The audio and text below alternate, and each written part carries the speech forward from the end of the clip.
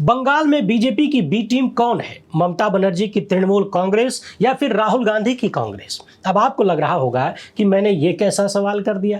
बंगाल में बीजेपी से टीएमसी लड़ रही है, देश भर में बीजेपी से कांग्रेस लड़ रही है। अब किसे कहा जाए कि कौन बीजेपी की बी टीम है?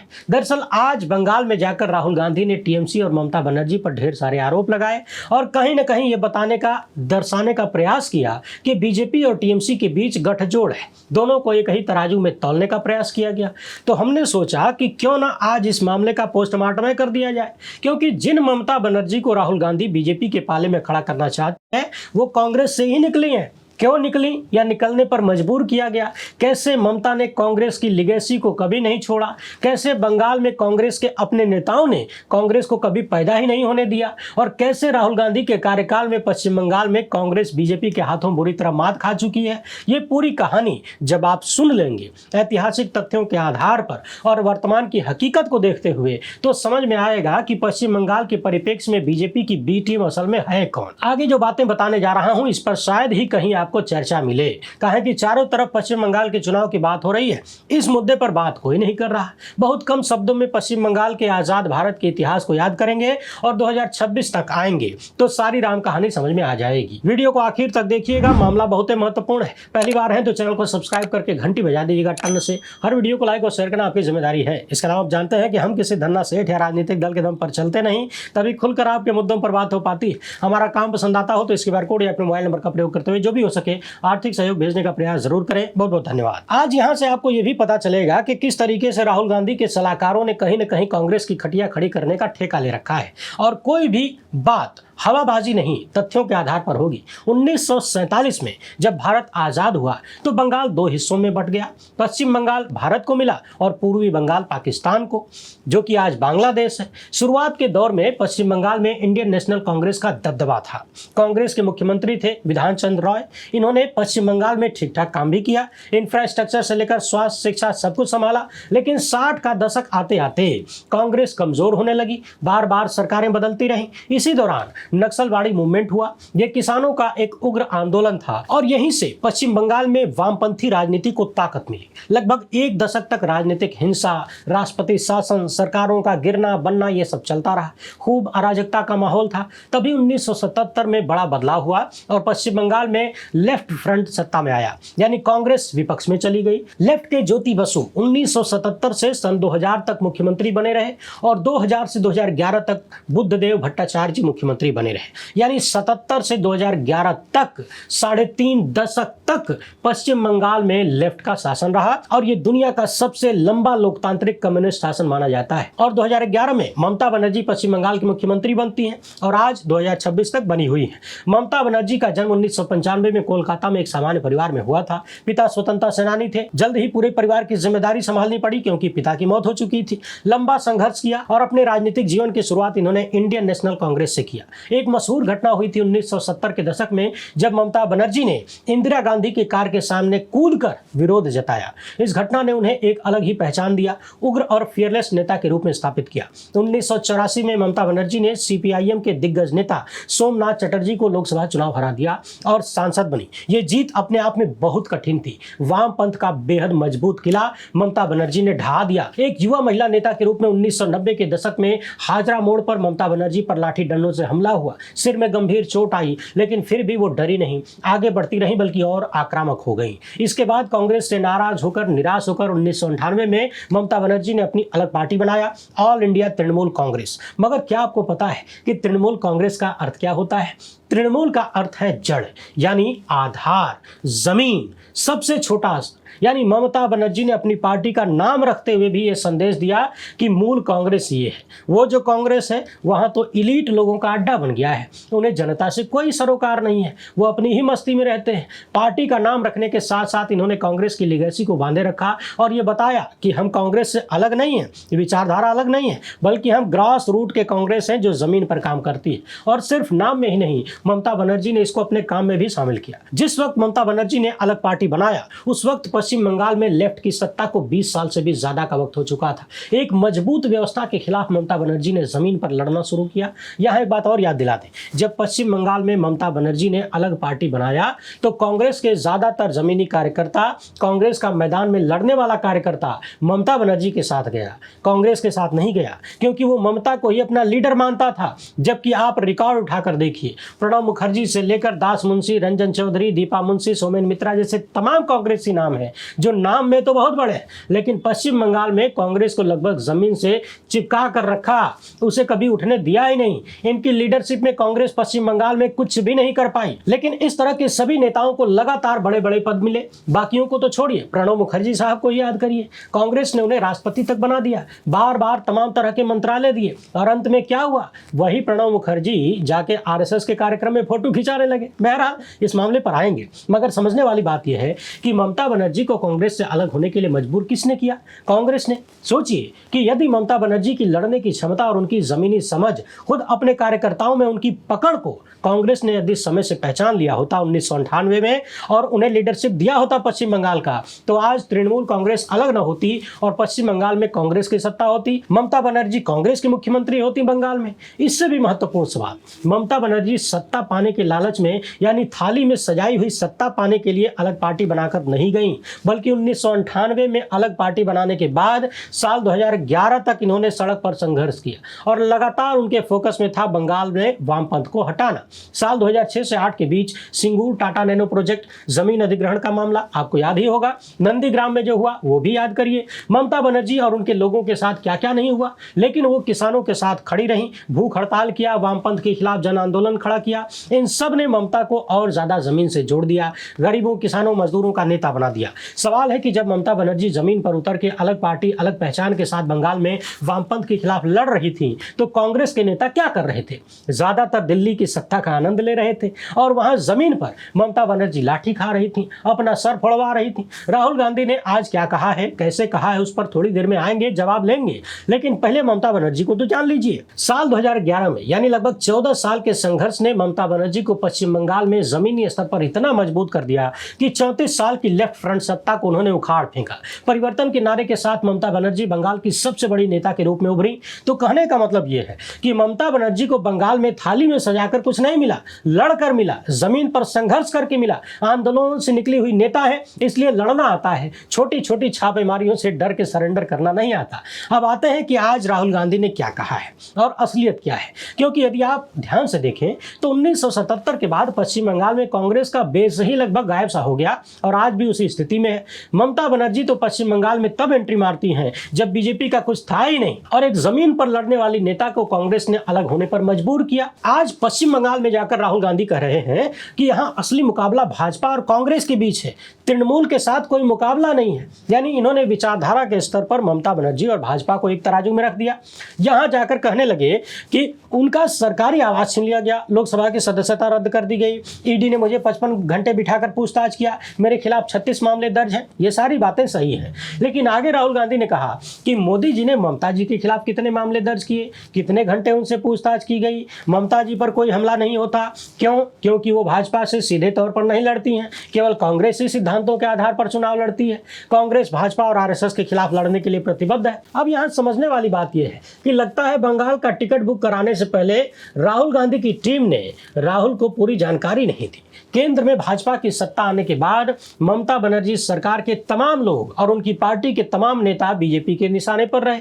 नारदा स्टिंग वाला मामला याद करिए, जिसमें सीबीआई ने कुल 13 टीएमसी नेताओं के खिलाफ मुकदमा दर्ज किया। उसमें टीएमसी के मंत्री, एमएलए, पूर्व मेयर सब शामिल थे। बहुत सारे नेताओं को गिरफ्तार किया गया। शारदा चिटफंड स्कैम याद करिए, टीएमसी के बहुत सारे नेता जांच के घेरे में आए, कईयों से पूछताछ हुई। कुछ सांसदों को सीबीआई ने गिरफ्तार किया, जैसे सुदीप बंदोपाध्याय, तपस्पाल। कोयला तस्करी का मामला याद करिए, टीएमसी नेता मंडल को सीबीआई ने गिरफ्तार किया। खुद ममता बनर्जी के भतीजे अभिषेक बनर्जी से ईडी ने पूछताछ किया। ममता बनर्जी की बहू को भी तरह तरह से परेशान करने की बातें सामने आई। शिक्षक भर्ती घोटाले को लेकर भी टीएमसी के पूर्व मंत्री पार्थ चटर्जी गिरफ्तार हुए। ईडी ने जांच की, कई अधिकारी, नेता, एमएलए निशाने पर आए। सिर्फ शारदा केस में ही 13 नेताओं के खिलाफ कार्रवाई हुई। खड़े खड़े आप गिनना चाहें तो कम से कम 3 दर्जन से ज्यादा टीएमसी नेताओं का नाम आ जाएगा, जिनके खिलाफ अमृतकाल में ईडी, सीबीआई जैसी एजेंसियों ने जोरदार कार्रवाई किया, गिरफ्तार किया, जेलों में भेजा। और कलकत्ता हाईकोर्ट में बैठे गंगोपाध्याय जैसे जज टीएमसी के खिलाफ क्या कर रहे थे, कैसी बयानबाजी कर रहे थे और किसके लिए कर रहे थे, ये सब भी हमने आपको बार बार बताया है।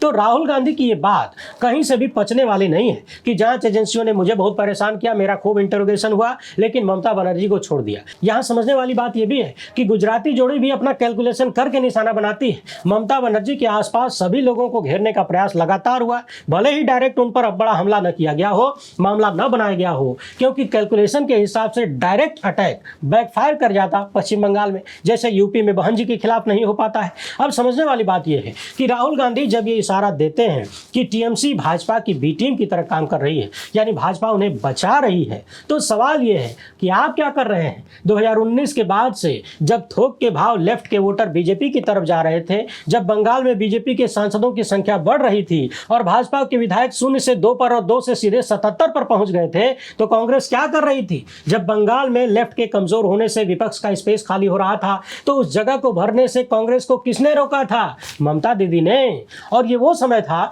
जब कांग्रेस की लीडरशिप राहुल गांधी के हाथों में थी। साल 2011 के बाद से टीएमसी सरकार आने के बाद जब लेफ्ट कमजोर हो रहा था, तो कांग्रेस कहां सो रही थी। कांग्रेस के वो नेता जिन्हें आपने बड़े बड़े पदों पर बिठाया, वो क्या कर रहे थे, जरा पूछिए अधीर रंजन चौधरी से। पश्चिम बंगाल में विपक्ष की जगह आप क्यों नहीं ले पाए, आपने उस स्पेस को छोड़ दिया। और समझने वाली बात यह है कि लेफ्ट की विचारधारा वालों के लिए कांग्रेस की तरफ मुड़ जाना ज्यादा आसान था भाजपा की तरफ मुड़ने की अपेक्षा, मगर राहुल गांधी की कांग्रेस पश्चिम बंगाल में वो नहीं कर पाई और इनके नेताओं के बीच जो आरएसएस की घुसपैठ है, उसने पश्चिम बंगाल में कांग्रेस को आगे बढ़ने ही नहीं दिया, लगभग समाप्त कर दिया। तो क्या इसके पीछे टीएमसी का दोष है? वो तो टीएमसी की ताकत है कि आज तक बीजेपी वहां 77 पर ही अटकी है, वरना अगर ममता बनर्जी जैसी लीडरशिप वहां न होती तो शायद पिछली बार ही भाजपा का कमल खिल गया होता और कांग्रेस टुकुर टुकुर ताकती रहती अधीर रंजन जैसे नेताओं को लेकर। बंगाल से ही आने वाले प्रणब मुखर्जी को आपने राष्ट्रपति तक बना दिया, तमाम मंत्रालय दिए और रिटायरमेंट के बाद वो आरएसएस की झोली में खुलेआम जाके गिर गए। ममता बनर्जी तो आज तक आरएसएस के कार्यक्रम में मुझे लगता है कि नहीं गई। यानी साल 2004 से लेकर 2014 तक जब केंद्र में आपकी सरकार थी राहुल गांधी, तब भी आप कम्युनिस्टों से लड़ नहीं पाए, नहीं लड़े, लड़ी तो ममता बनर्जी। और उसके बाद जब खाली स्पेस था विपक्ष के लिए, तो आप उसे भी नहीं भर पाए, आपके नेता नहीं भर पाए, उसे भर दिया भाजपा ने। और आज आप टीएमसी को दोष दे रहे हैं। कभी कभी समझ में नहीं आता कि विपक्ष के तमाम नेताओं को, राहुल गांधी समेत कई तमाम नेताओं को सलाह कौन देता है। पश्चिम बंगाल एकमात्र ऐसा किला बचा हुआ है जहां विपक्ष की गिनती मजबूती में होती है। अगर साउथ को छोड़ दें तो यदि ये ढह गया तो भाजपा अखंड हो जाएगी। और इसी बीच राहुल गांधी वहां जाके टीएमसी के खिलाफ बोलते हैं और भाजपा वाले इन्हीं की वीडियो शेयर करके कहते हैं कि देखो राहुल गांधी हमारा प्रचार कर रहे हैं। एक तरफ तो आप यूनाइटेड अपोजिशन की बात करते हैं, दूसरी तरफ अपने कार्यों में अपोजिशन को यूनाइट रख नहीं पाते। हाल फिलहाल के कई राज्यों की बात करें तो हरियाणा में कांग्रेस की सरकार आते आते चली गई। बार बार आरोप लगा कि आरएसएस की टीम ने कांग्रेस के टिकट बंटवारे को संभाला था। कांग्रेस के सेक्रेटरी वेणुगोपाल पर बेहद गंभीर आरोप लगे थे कि जानबूझकर हारने वाले कैंडिडेट्स को टिकट बेचा गया और भी तरह तरह की बातें सामने आई। यानी जीता हुआ राज्य कांग्रेस हार गई। तो आप आरएसएस से लड़ रहे थे या फिर आरएसएस के साथ लड़ रहे थे। मध्य प्रदेश में कांग्रेस की चलती हुई सरकार को कमलनाथ ने गिरने दिया। कहा जाता है कि इनके बेहद करीबी रिश्तेदारों के खिलाफ ईडी ने कुछ मामला दर्ज किया, छापेमारियां हुई, डराया धमकाया और सरेंडर कर गए। राजस्थान में गहलोत सरकार किस तरह से बची और अगले चुनाव में चली ही गई। सचिन पायलट पर किस तरह भाजपा आरएसएस से मिले होने का आरोप लग रहा था। कांग्रेस के तमाम विधायक भाजपाइयों से मेलजोल कर रहे थे। ये किससे छुपे हुए तो नहीं है। छत्तीसगढ़ में किसी को भी अंदाजा नहीं था कि वहां कांग्रेस हार जाएगी। भूपेश बघेल पर कैसे कैसे मुकदमे दर्ज हुए, कैसे छापेमारियां हुई और आती सरकार चली गई, ये भी किसी से छुपा हुआ नहीं है। और हर जगह आरोप यही लगता है, कहानी यही सामने आती है कि जहां जहां कांग्रेस की सरकारें निपटाई गई हैं, वो आरएसएस का षड्यंत्र और उनका घुसपैठ काम कर गया। और अलग अलग राज्यों की सरकारों को तो छोड़िए, राहुल गांधी ने जो अपनी टीम बनाया था, टीम राहुल, इसमें जितिन प्रसाद से लेकर ज्योतिरादित्य सिंधिया, आरपीएन सिंह, मिलिंद देवड़ा, रवनीत सिंह बिट्टू, इन सब को राहुल गांधी अपने साथ साथ घुमाते थे, हीरो बना के घुमाते थे। और आज की तारीख में ये सब के सब अमित शाह के सितारे बने घूम रहे हैं। तो एक तरफ आप टीएमसी को आरएसएस और बीजेपी के तराजू में तौल रहे हैं, दूसरी तरफ आपके आसपास ही बीजेपी आरएसएस की पूरी घुसपैठ है और आज तक आपको समझ नहीं आया। एक तरफ ममता बनर्जी हैं, जिनके 3 दर्जन से भी ज्यादा लोगों को जांच एजेंसियों ने परेशान किया, जेलों में डाला, गिरफ्तार किया, मारा पीटा, सब कुछ हुआ, लेकिन उन्होंने सरेंडर नहीं किया। परंतु आपके तमाम नेताओं नेताओं ने बीजेपी आरएसएस के सामने न सिर्फ सरेंडर किया, भाजपाई से भी ज्यादा भाजपाई हो गए। और आपको मिला क्या? धोखा। दिल्ली में आम आदमी पार्टी कांग्रेस के कारण हार जाती है तो आप खुशी मनाते हैं कि हमने हरा दिया और कहते हैं कि भाजपा की बी टीम हार गई, लेकिन यह नहीं कहा जाता कि बी टीम को हराकर फायदा क्या हुआ और बड़ा नुकसान। अब तो ए टीम सत्ता में आ गई। और जरा यह भी पता लगाइए कि भाजपा के दिल्ली में सरकार बनने के बाद कांग्रेस कहां है? कांग्रेस के कितने नेता सत्ता के खिलाफ सड़क पर उतरते हैं, जनता के मुद्दे उठाते हैं? वहां तो वही आम आदमी पार्टी वाले ही नजर आ रहे हैं। आपके नेता तो ऐसी कमरों में बैठ के खाली प्रेस कॉन्फ्रेंस करना और ट्वीट करना जानते हैं। बात हरियाणा की हो, मध्य प्रदेश की हो, राजस्थान की हो या फिर छत्तीसगढ़ की, लगभग हर जगह कांग्रेस ने ही तो थाली में सजा के भाजपा को सरकार दिया। और राज्यों को तो छोड़िए, साल 2014 के चुनाव को याद करिए, उसके पहले जो आंदोलन हुआ था उसको याद करिए, किस तरीके से आरएसएस ने पूरा प्रबंध किया। देश के बड़े बड़े धन्ना सेठों ने षड्यंत्र किया, अन्ना और रामदेव जैसे हवाबाजों ने देश के माहौल को खराब किया, झूठ बोला, बरगलाया और सब ने मिलकर कांग्रेस की सरकार को झूठ के दम पे उखाड़ फेंका। उस वक्त आप क्या कर रहे थे? क्या टीएमसी ने रोक दिया था?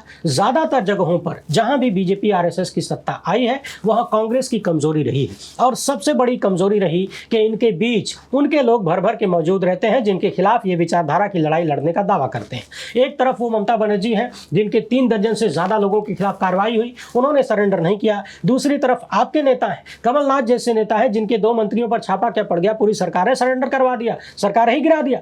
देश भर में लगभग हर जगह जहां भी भाजपा मजबूत हुई वहां कांग्रेस का बड़ा योगदान नजर आता है। और इसमें बड़ा योगदान है कांग्रेस के भीतर मौजूद आरएसएस के पेरोल वाले लोगों का। लेकिन राहुल गांधी को आज तक ये पता नहीं चला कि उनके आसपास बीजेपी आरएसएस के कितने लोग बैठे हैं और कौन कौन लोग बैठे हैं। मैं तो कहता हूं कि आपको नहीं पता चल पा रहा है तो हमसे पूछिए, हम ही बता देंगे। आपके आसपास वाले नहीं बताएंगे, हम बता सकते हैं, क्योंकि आसपास वाले तो बताएंगे नहीं और आसपास वाले हमारे पास आपको आने भी नहीं देंगे और हम आपको अपना खर्चा लगा के बताने भी नहीं आएंगे। काहे कि हमको आपसे कुछ लेना देना नहीं है। समझने वाली बात यह है कि पश्चिम बंगाल में बीजेपी टीएमसी पर मुसलमानों को तरजीह देने और हिंदुओं के खिलाफ होने का आरोप लगाती है। यही आरोप देश भर में कांग्रेस पर भी बीजेपी लगाती है। आप भी सबको साथ लेकर चलने की बात करते हैं, ममता बनर्जी भी सबको साथ लेकर चलने का दावा करती हैं। वो तो बाकायदा जब सड़क पे निकलती हैं तो तमाम धर्मों के धर्मगुरुओं को फ्रंट पर खड़ा कर देती हैं, अपने पीछे रहती हैं।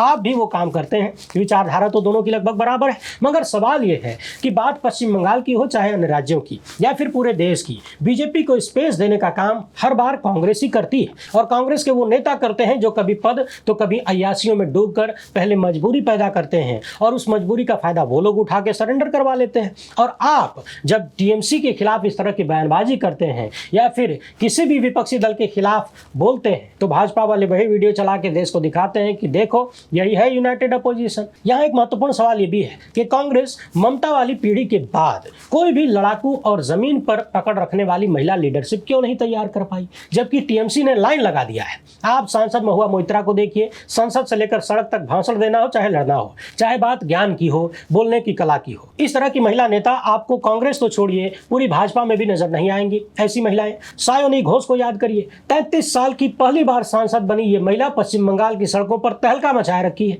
जनसंपर्क के जरिए, भाषणों के जरिए सड़क से लेकर संसद तक सायोनी घोष जैसी टीएमसी की महिला नेता छाई हुई हैं। सवाल है कि कांग्रेस के भीतर ऐसी तेज तर्रार महिलाएं क्यों नहीं निकलती हैं या फिर उन्हें निकलने नहीं दिया जाता। आखिर वो कौन सा क्राइटेरिया है जो टीएमसी में ये महिलाएं पास कर लेती हैं, कांग्रेस समेत तमाम अन्य दलों में पास नहीं कर पाती? कौन सा क्राइटेरिया है? अब 2-4 लाइनों को इकट्ठे सुन लीजिए। 1977 के बाद से पश्चिम बंगाल में कांग्रेस का बहुत कुछ रहा नहीं है। जब ममता बनर्जी कांग्रेस को लेफ्ट के खिलाफ पश्चिम बंगाल में खड़ा करना चाहती थी, लीडरशिप संभालना चाहती थी, तो कांग्रेस के ही अन्य नेताओं ने उन्हें मजबूर किया अलग होने के लिए। 1998 में जब अलग होकर उन्होंने टीएमसी मजबूत किया, तब लेफ्ट से लड़ते हुए कांग्रेस कहीं नजर नहीं आई। कांग्रेस के बड़े बड़े नेता सत्ता सुख प्राप्त कर रहे थे दिल्ली में बैठकर। और तो और जब लेफ्ट का वोटर भाजपा की तरफ शिफ्ट हो रहा था पिछले 7-8 सालों में, तब भी कांग्रेस की आंखें नहीं खुली और उसने भाजपा को पश्चिम बंगाल में खुला मैदान सौंप दिया, दरवाजा खोल दिया। जिस विपक्ष की जगह कांग्रेस को भरनी चाहिए थी उसने खुद न करके भाजपा को भरने दिया। यानी 3 बड़े अवसरों पर जब कांग्रेस को पश्चिम बंगाल में मजबूत होना था